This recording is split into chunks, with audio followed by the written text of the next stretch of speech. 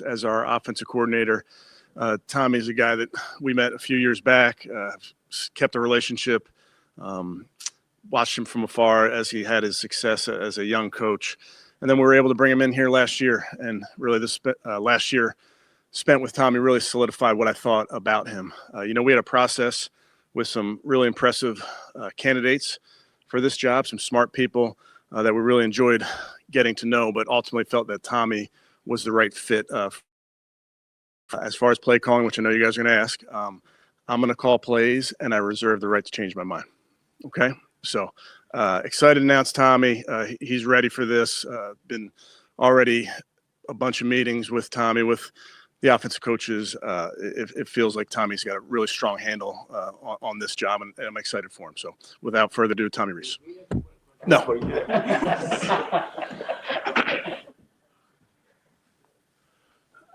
Yeah, first and foremost, just want to thank Coach Stefanski, the Haslam family, and the entire Browns organization, Andrew Berry, for this opportunity. It's one I'm going to take great pride in and look forward to. Really excited about being able to stay in Cleveland, stay with the Browns, and lastly, thank all of you for being here, braving the cold. And with that, I will open it up to any questions. I'm sure you had some other opportunities. How did it work out that you ended up staying here, and how excited are you just to? Was where I wanted to be. I took this job a year ago, wanting to be with Coach Stefanski, wanting to be a part of this organization.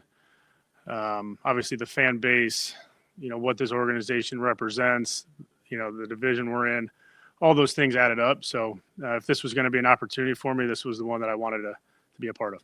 When you start putting the offense together for the 2025, how difficult is that, not knowing who the quarterback is?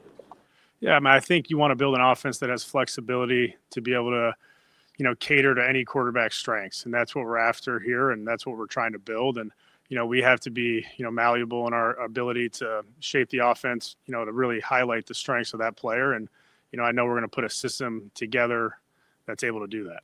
What role will you play in the draft and evaluating quarterback? Will you go to the Shrine Bowl? Will you go to the Senior Bowl? Yeah, a lot of those conversations are still to be had. Evaluation process is ongoing for the quarterbacks. I'll be, involved in that. Whether we're Shrine Bowl, Senior Bowl, those decisions are yet to be made. Putting a system together here, how do you envision it looking? Is it going to be similar to what was, the first 4 years with Kevin and AVP, or do you anticipate working with Kevin to really kind of overhaul and put your own stamp on things? Yeah, I think we're going to work together.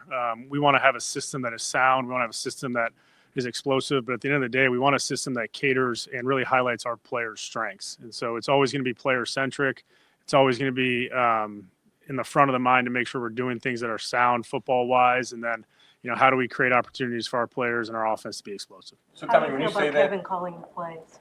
It's great. Obviously, we're going to work together. I'm looking forward to, being a part of the process and, having an opportunity to lead the offense. And, look, there's so much work that gets done on the front end of things. Play calling it's just part of the process. And we're excited to get to work together and making sure that we have a good product on the field. Tommy, when you talk about catering the offense to the player's strengths, especially a quarterback, there's going to be a million options in free agency and the draft. So don't you need to have a system that you have before you get those guys? You know what I mean? Like a foundation of a system, and then a quarterback fits there as opposed to waiting to fit the system to the guy. Yeah, I think the best staffs, the best offenses find a way to cater to the people they have, right? You need to have a system that is diverse enough to be able to be flexible based on your personnel. You don't want to pigeonhole what you can and can't do based on your system. You want to be flexible to, let's go find the best quarterback we can, and let's make sure that he's comfortable in the system. Tommy, when you speak of that quarterback, whoever it is, what's maybe the one biggest trait you need to see that tells you that's the quarterback trait that's like number one? Yeah, at the end of the day, a quarterback's job is to solve problems. You're going to be tasked 60, 70, 80 times a game to make a decision in a critical moment. And so I've always started with the ability to make quick decisions and make the right decisions. So if you said one thing over the other, I want a decision maker at that position. I know you have a lot of experience in different areas, but for last season specifically, what did that teach you to make you feel ready for this opportunity here this year as the offensive coordinator? Yeah. I think there are differences between the college and NFL game. So being in the NFL for a year was, a great learning experience for me, having been in it a while back, but now in a different role. You learn how to reach players, you learn, how things are dealt with day to day. So I would say like just being back in the flow of the NFL helps. But in terms of like the coordinator job is about leadership. It's about finding ways to have solutions for your players and staff. Like that doesn't change based on the level you're at. I just think having your, dipping your feet in back in the NFL pool is important to get back into that process. Tommy, how do you see shaping and delegating the staff, and what you mostly coach the quarterbacks on a day-to-day basis? Yeah, those are all still decisions that we're going to, work through here over the next couple of weeks to make sure that we have a staff that gives our players a great opportunity to have success. Do you feel you need a quarterbacks coach? Say that again. Do you feel you need to bring in a quarterbacks coach? That's something as a staff we have to evaluate on exactly how we want to play that out. Certainly I'll be involved with the quarterbacks, but again, we're going to weigh all those options and make sure it's the right fit for us. Is you're part of the staff now being promoted, obviously for some reasons the team didn't do so well in offense. Do you feel you can be objective and bring a new look on what went wrong and what can be done to fix things? I do, yeah. Decisions quickly. Part of Jaden Daniels' success is now being attributed to virtual reality. Yep. And training his mind to work faster. How do you feel about that? Are you considering using that? Do the Browns have that ability to do that? Yeah, we do have VR as part of our it's part of the things that are available to our players. Every individual is different on how well they take to those things. Obviously, Jaden's talked about it from his time at LSU even. So I'm very familiar with that. I've used it with quarterbacks in the past. We do have the ability to use that. Again, some of that is on individual basis on how they learn. But part of our job as coaches is to be able to reach a lot of different players that learn a lot of different ways. So VR is a tool that helps us maximize our players' ability, and that's one that we'll have at our disposal. Tommy, what about Jalen Milroe and just how much you know about him as you guys head into the evaluation process of all these quarterbacks? Yeah, I have a lot of love for Jalen, a lot of respect for Jalen. Obviously, we went through an entire season together. When you're the play caller and the quarterback, there's a great relationship there. But I'm really not going to expand much on anybody in the draft right now, and just know that I have a lot of love for Jalen as the man he is, and wish him all the best. You expect to be there at the? I know you were asked this already, but do you plan on being at the Senior Bowl? Again, that's up to the staff to decide how we want to delegate some of that. Obviously the draft process is ongoing and it's a long process, so we'll have plenty of opportunities to be around these players. Tommy, you look at the last 2 years for this offense, turnovers have been a huge issue. Like, what's your plan or your first steps to trying to solve that as an issue? Yeah. I think when your players are, when the message is very clear, when the expectation on certain plays is very clear, when the teaching progression allows them to have confidence, and I think that helps limit those things. Obviously, interceptions pile up. We have to make sure that there is no gray area for those quarterbacks. And then, we got to preach good ball security for the carriers. Tommy, a couple of the tight ends you coached last year said you see everything like a quarterback and teach everything like a quarterback. Do you think that's a fair assessment? I guess that's been my lens for football for a long time. I would think that's a positive, right? But yeah, I definitely think that's part of it. I think when you're in the quarterback room or in that area of expertise, like I do think it's important to be able to step back and look at it through the lens of the other 10 guys on the field. And I would say last year being in that role gave me a great deal of appreciation on how to do that, because it's a different sport when you're not playing quarterback, right? And there's so many little things that add up that you need to be able to have that perspective. I'm extremely grateful for that from last season. Tommy, because you have that unique lens, does that make you more critical of quarterbacks or maybe more empathetic to what they're dealing with out there? Well, if you ask former quarterbacks, they would probably say critical. If you ask me, I'd probably say empathetic. But look, the quarterback position is one that there comes a high demand there. They want to hold themselves. We got to hold them to a high standard, but you also need to build confidence and love them up. So it's a great balancing act, and the great ones understand that and know how that needs to be done. You talk about flexibility, and some dynamic quarterbacks' names have already been brought up today. Even in the short time you've been in the league, Tommy, does it seem like the way a quarterback has to play is changing and evolving and becoming even more dynamic, flexible, et cetera? We see guys like Omar, Josh, et cetera. I mean, you have the extreme examples, and then almost all quarterbacks now are able to create and extend, would probably be the right word. That certainly has changed over time. It doesn't mean the guys that can are extinct. I just think you start to see that with how talented and athletic defensive players are, the ability to extend and create has definitely taken an uptick over the last however many years. I don't think it's the only criteria, but you certainly see it as a trend. Tommy, you talked about obviously last year coming back to the NFL and the experience you had, but you've never actually been an offensive coordinator at the NFL level. I'm just curious, like, how your stints at Notre Dame, obviously on Nick Saban's staff at Alabama, how those kind of help prepare you for this role at this level. Yeah, the job's the job, right? I mean, again, you're still managing people first and foremost, players and coaches. You're still in a leadership position. You still need to have total ownership. So all of those traits that you develop over that time are critical. You still have to build relationships with all aspects of your offense because you're not just in one room. And so all of those traits that you learn at Notre Dame, you learn at Alabama, those still hold true at this level. I've been around great players, great coaches at both those stops, so I feel extremely prepared for this opportunity. And a lot of that credit goes to, Notre Dame, Alabama, the people that were there, the players that were there. And Tommy, after reflecting on last season, do you feel there needs to be a greater emphasis on the run game? Yeah, I mean, again, I think we want to be sound in everything we do. I think we want to put together a system that our players can have confidence in. Whether that's run or pass or anywhere in between, we want to make sure that everything we're doing has a why to it and our players understand that why.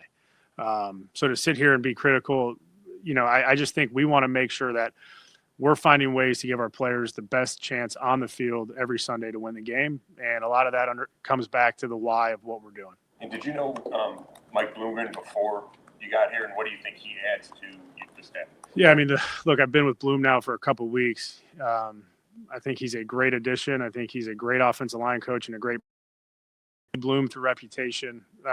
We have some mutual, coworkers that we both worked with that, I have only heard positive things, dating back 10 years of knowing Bloom and through reputation. When you took this job last year, did you think it could lead to what you're doing now? My only focus last year was getting ready to coach the tight ends. I felt like that was going to be my priority and my main focus. So, I was trying to be where my feet were as much as I could and get ready to own that role. Did you use VR at Notre Dame or just at Alabama? We used it at both. Yeah. Pre-snap penalties were such an issue offensively last year. Just what do you think the genesis of that was, and what can you do now as an OC to help clean that up, especially the, not lining up correctly and the illegal motions? Yeah, look, I think a lot of clarity needs to be in the teaching progression, sure that those things are taught, how we practice them. There are small changes here and there that we can do in our structure and how we want to make sure we maximize those things. And, we have to hold ourselves and our players accountable to those. And, at times you also have to look in the mirror and say, okay, well, what's feasible and what's not? And if we do that, those will get eradicated. I mean, what drew you to presser yesterday when he was talking about quarterback wins and losses over turnover ratio? I'm just following that, if you agree with that, and what you look at in terms of success, what leads to success. Yeah, I did not see his press conference. I would say, I agree with the quarterback has as much influence in a game as any position in sport. I think when you're in a high level of passing efficiency, when you're in a high level of efficiency offensively, that leads to wins and losses. I think the turnover margin is still a good.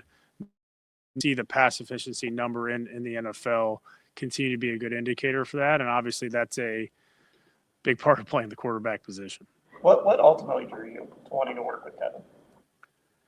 Yeah. I met him a few years back, through a mutual coach. And I just think his overall view of the game, demeanor, those are all things that as a coach, you want to be around people that you feel like you can learn and grow from, and then hopefully, take part of their style and continue to help build your own, coaching philosophy and style. And you want to be around good people. In the coaching world, it's no secret. You spend a lot of hours in this office. And so to be around a guy like Kevin, who is a great man, a great coach, good person, like all of those things make it a very attractive job. Tommy, do you feel as though, since you are not that far removed from being in the college game and being well versed in all these college quarterbacks, do you want in this class that can start for the Cleveland Browns in 2025? Again, I'm not going to talk about any of the players that are in the draft, and we'll look forward to the evaluation process with that. Just in general, though, do you feel like this? I mean, last year 6 quarterbacks came out, and a lot of them have done really, really well. Do you feel like this class has some talent, enough talent that some of these guys can step in and start this year and succeed? Yeah, I look forward to evaluating them. I really do. Everyone assumes the offense will go back to the 2023 offense that won 11 games before you were here. Is that a correct assumption, that it will be more resembling what Stefanski did last year? Yeah, I mean, I think there's core principles within that system that we want to major in and own, but like anything, you're going to adapt with the times, and you're going to evaluate what our team is really good at and make sure that we focus the offense around that. I know, in working with the tight ends this year, we obviously knew Mike Vrabel was pushing the season. There was some talk about him potentially being interested in bringing you over to his staff, but what just from your perspective, what was that relationship like? Seems like you guys kind of got pretty close, and what did you kind of learn from him during the year together? Yeah, I love Vrabes. We spoke on him a few weeks back.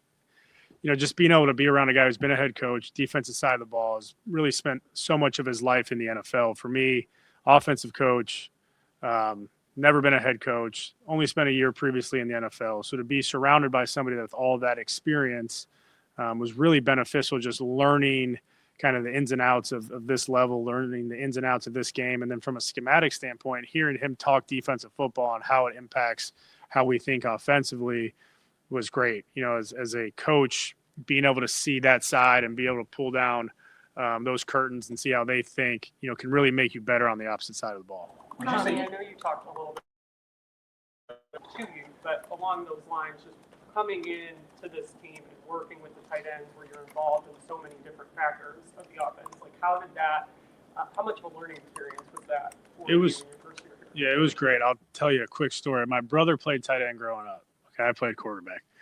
We used to always argue about what position was harder. Tight ends, quarterbacks, okay?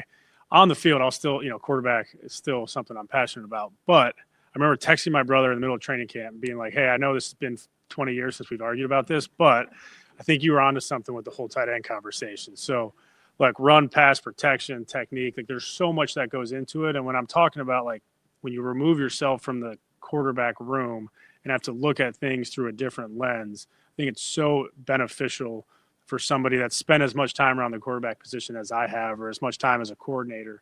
And it really gives you a great perspective on the other parts of the offense. Those lines, multiple tight end sets have been something you've used a lot at Notre Dame, Alabama. How much, as you kind of, does that sort of align with what Kevin also does? I mean, how much have you guys sort of talked about that in terms of the offense? Yeah, I think you want to be versatile in how you can attack a defense, right? And those personnel groupings, adding gaps, adding formations, all of those go into effect of how you attack a defense. And, we want to be have the ability to be multiple and have different ways to present challenges to the defense. Tommy, when you think about, you being here when you were younger as a ball boy, now and then coming in last year, tight ends coach, moving into this, like when you think about your connection to the Browns, why is this so meaningful for you to step into this role? Yeah. I mean, that's a large reason why, right? I mean, growing up, my dad worked for however many NFL teams. For whatever reason, the Browns were kind of the one that stuck, probably because I was here, boots on the ground, working training camp. Those were probably the years I really started falling in love with football.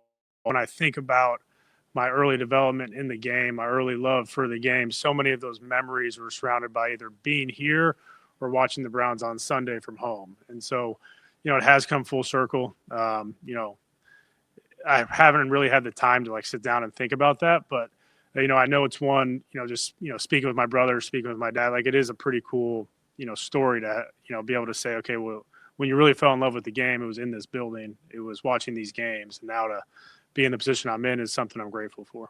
Tommy, you talked about the work on the front end, before game day and everything. How much do you like that part of the job, and how much do you kind of hope to be able to kind of set the table with Kevin for everything he does as a play caller? Yeah, I mean, when you put together a plan and then you see that plan come into action on a game day, that's about as rewarding as a feeling when you're able to put together a plan for your players to have success, and then you're able to see that success transpire on the field. That's about as rewarding of a feeling you can have in sport. And so much of that are the hours that you lead up to the game. The time you spend in the office, you sacrifice a lot in these jobs, and a lot of it goes to exactly what you're speaking to. And, that's probably my favorite part of the job, is being able to sit in there and schematically find ways to attack a team.